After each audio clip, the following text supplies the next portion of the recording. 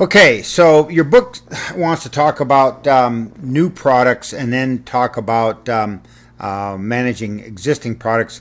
I think that perhaps the place to start when we start talking about products and product management is with classifying products.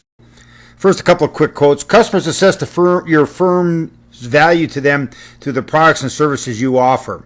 So, so a company like Buick isn't got anything to do with the people at Buick or anything else. It really has to do with your view of their products. Same thing with Honda or Toyota or one of those companies. Merle Crawford, a famous writer in the area of new product development, said a successful new product does more good for the organization than anything else that can happen. Think about the introduction of the first iPhone or even the iPhone 8 as a new product. What about a new product failure is my comment. New product failures probably are not quite as damning as the positive aspect of a new product. But in some cases, product failures signal the end of a business and the organization around it.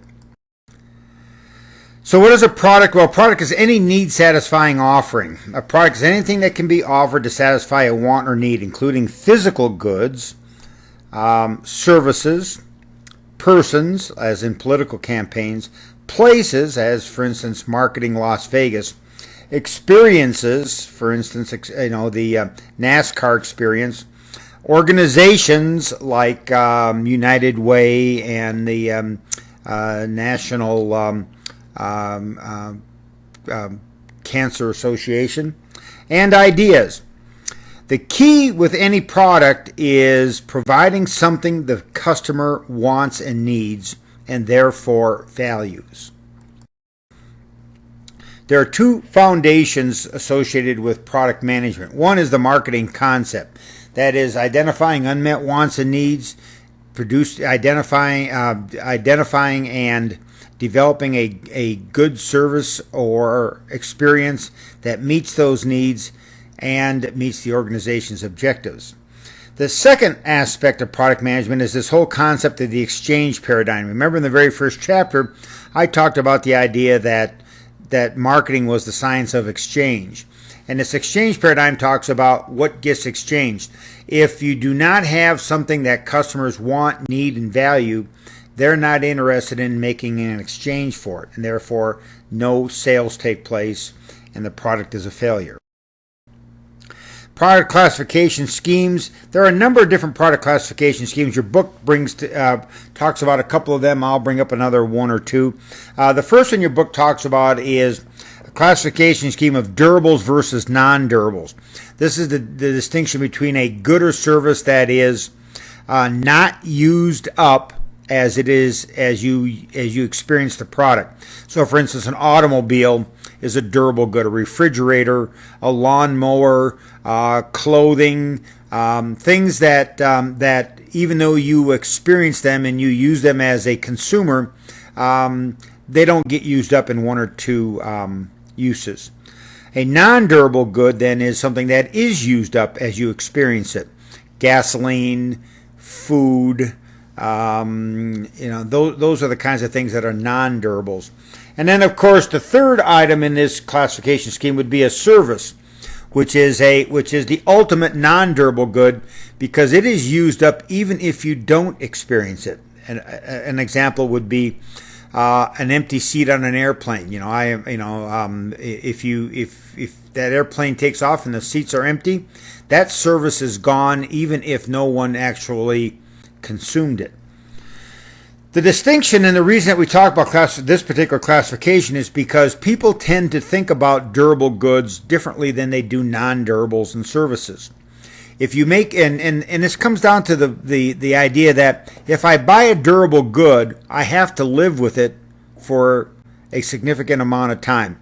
So if I do a bad job of picking a particular shirt or a pair of shoes or a lawnmower or an automobile, and it does not turn out to be what I expected, I end up having to deal with that for quite a period of time. And as a result, individuals tend to spend more time shopping and more time thinking about purchasing durable goods. Non-durable goods, on the other hand, may be just as expensive. For instance, a vacation may cost as much as an automobile, but the thought process that goes into it tends to be not quite as lengthy. The evaluation is different, and then one of the kind of neat things about a non-durable is, if I have a bad meal, it's a bad meal. It's over.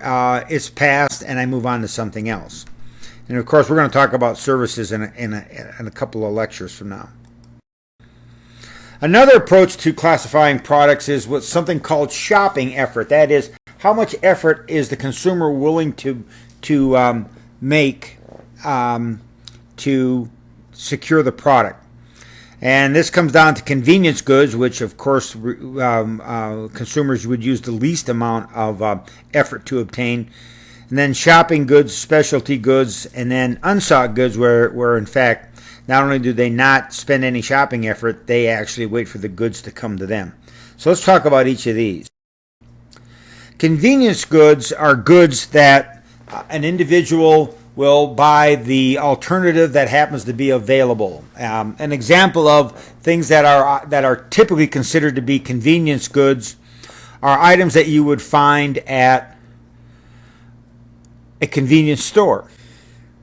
And so if you think about a convenience stores all carry staples. They carry the three basic food groups of sustainability. That is, they carry bread, milk, and beer and soft drinks. And so they do carry staples. Now, which staples do you buy when you go to the store? Well, the answer is at a convenience store. If it's a convenience good for me, I'm just there to buy bread. I'm just there to buy milk, and I'm just there to buy beer. And I don't really, and the brand is not as important, and I'm not willing to spend a lot of effort shopping for it. A second kind of convenience good is an impulse good. This is something that you suddenly just decide that you have to have. And of course, if you go to a convenience store, the goods that are the closest to the cash register tend to be the most impulse oriented. One of the favorite impulse goods at a convenience store tend to be sunglasses, but there are lots of others. Beef snacks and chewing gum and all the other sorts of things that you find close to the cash register. And then finally, another convenience good is an emergency good. This is where you really just absolutely have to have something. For instance, you have a splitting headache and you need aspirin. You simply are willing to buy whatever aspirin are available. All right, and so if you think about shopping effort and convenience goods are goods that people are not willing to spend much time and effort for, but in fact will buy whichever item is available. As a result, the key to success for convenience goods is wide distribution. Why? Well, because people buy the one that's available. So if people are buying the one that's available, you want to make sure that yours is available at every conceivable location. The next type of good is called a shopping goods, and there are two kinds of shopping goods. One's a homogeneous shopping good, and the other is a heterogeneous shopping good. A homogeneous shopping good is a good that consumers see as the same except for price. An example of this might be something like alkaline batteries. We go to the store and we're looking for batteries, and there are 3 or 4 different brands of batteries.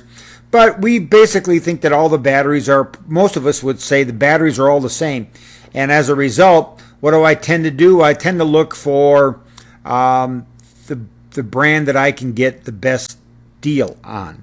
So consumers see these products as basically the same except for price, but they're willing to spend some time and effort shopping for price. I think batteries are a really good example of this. Of course, what are the keys then for these sorts of products? Low-cost distribution, that is making sure that you can get the product to the consumer at the lowest possible cost. And then good manufacturing so that you can produce high-quality products at the lowest possible price. And so it's cost controls, it's manufacturing costs, and it's low-cost distribution. Now, heterogeneous shopping goods are different from homogeneous shopping goods because consumers see these goods as differentiated and are typically looking for combinations of product attributes and features at the best price. An example of this might be, for some people, a big screen TV. And so what they're looking for is screen size, they're looking for picture resolution, they might be looking for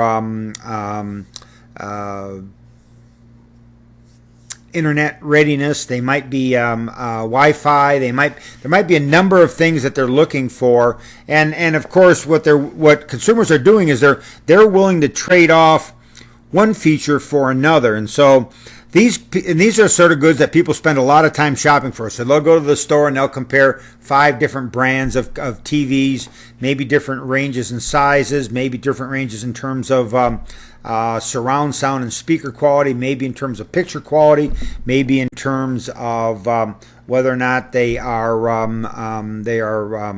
Wi-Fi accessible. And so the key when you're talking about shopping goods, of course, is product differentiation.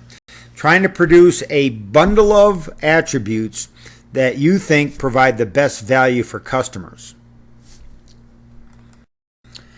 Next product category is called specialty goods. These are goods that consumers see as highly differentiated to the point that they do not perceive other brands as substitutes and will not accept or buy other brands. And so they are willing to go through a huge amount of effort to get a very specific product. This is the ultimate goal for most marketers. They want their product to be considered to have no substitutes, to be the ultimate product with no substitutes. Coca-Cola tries to get you to believe that there are no substitutes for Coca-Cola. It's the real thing. Pepsi tries to get you to believe that there are no substitutes for Pepsi. And for some of us, that's true. That if Coca-Cola is not available, we won't drink Pepsi.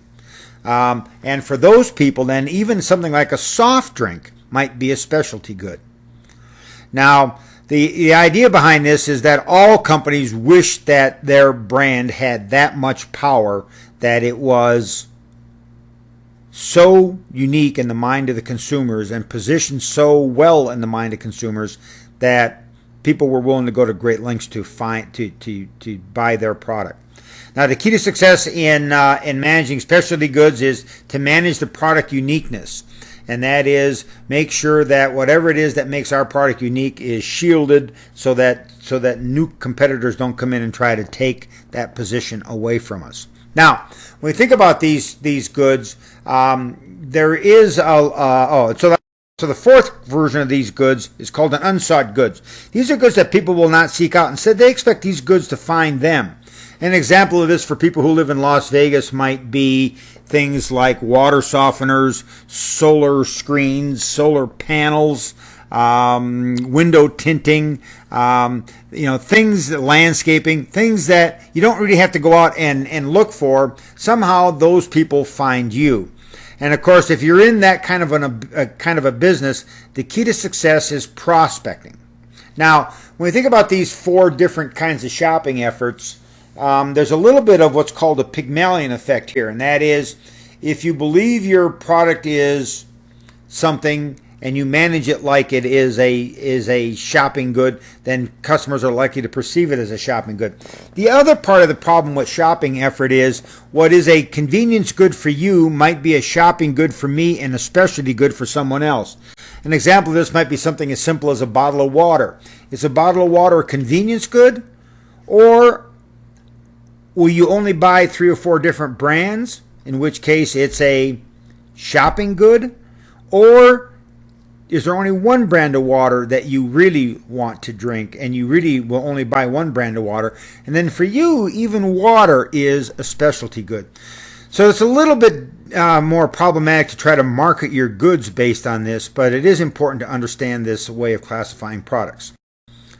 Another way to classify products, business-to-business products, is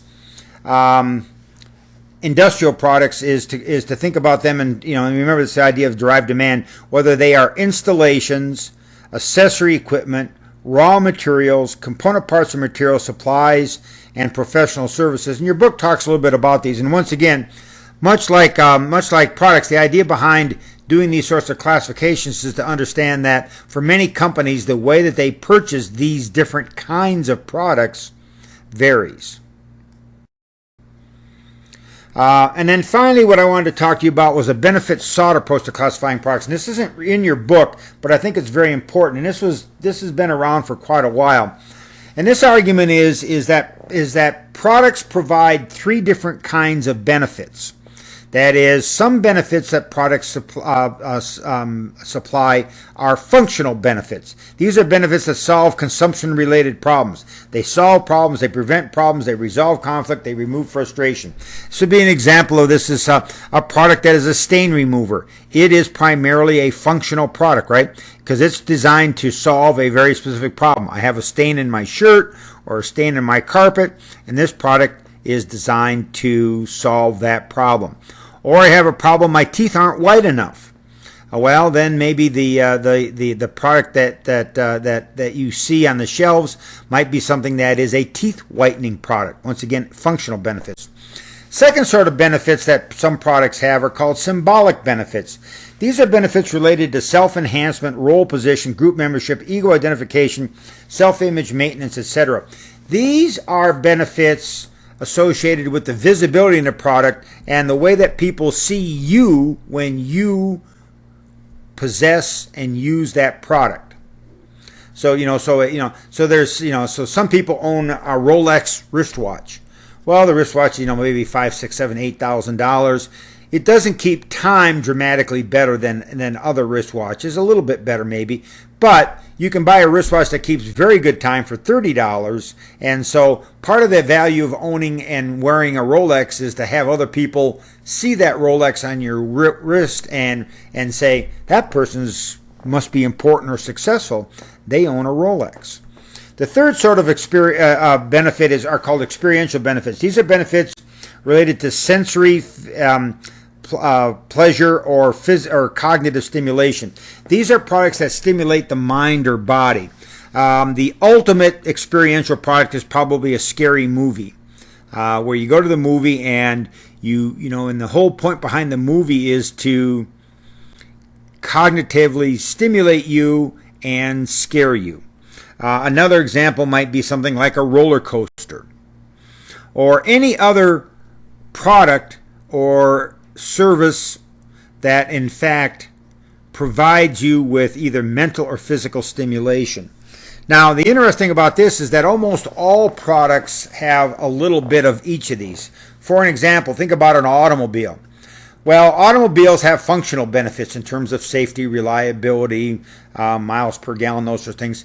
Some automobiles have a number of symbolic benefits associated with them. For instance, driving a Mercedes is probably symbolic. Or perhaps driving a Prius or a hybrid automobile might be symbolic, that you are concerned about the environment and are interested in conserving fossil fuels.